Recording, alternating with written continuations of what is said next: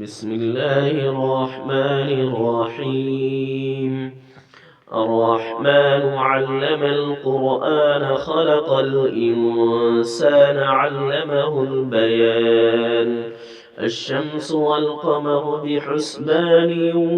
والنجم والشجر يسجدان والسماء رفعها ووضع الميزان ألا تطغوا في الميزان وأقيموا الوزن بالقسط ولا تخسروا الميزان والأرض وضعها للأنام فيها فاكهة والنخل ذات الأكمام والحب ذو العصف والريحان فبأي آلاء ربكما تكذبان خلق الإنسان من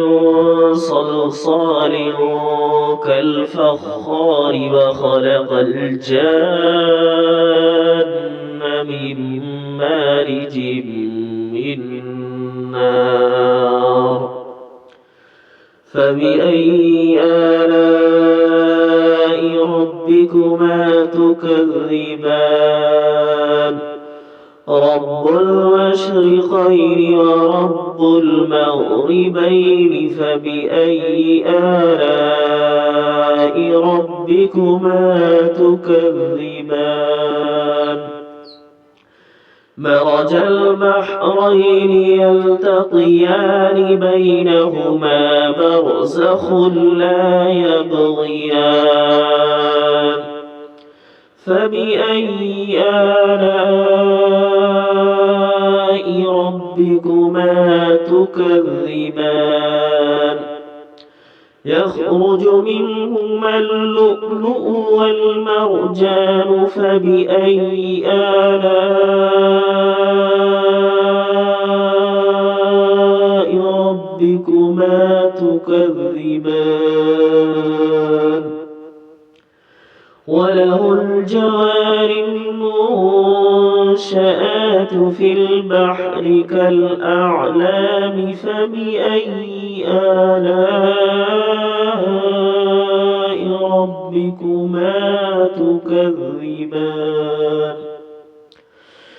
كل من عليها فان ويبقى وجه ربك ذو الجلال والإكرام فبأي آلاء ربكما تكذبان يسأله من في السماوات والأرض كل يوم هو في شأن فبأي آلاء ربكما تكذبان سنفرغ لكم أيها الثقلان فبأي آلاء ربكما تكذبان يا معشر الجن والإنس إن استطعتم أن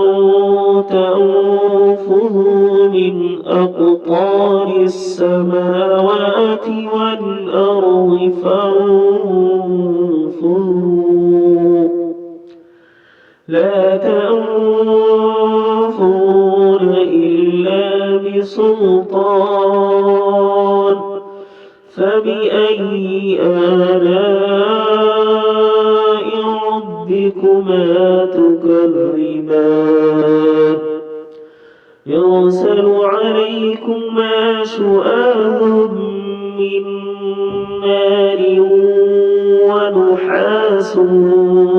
فلا تنتصران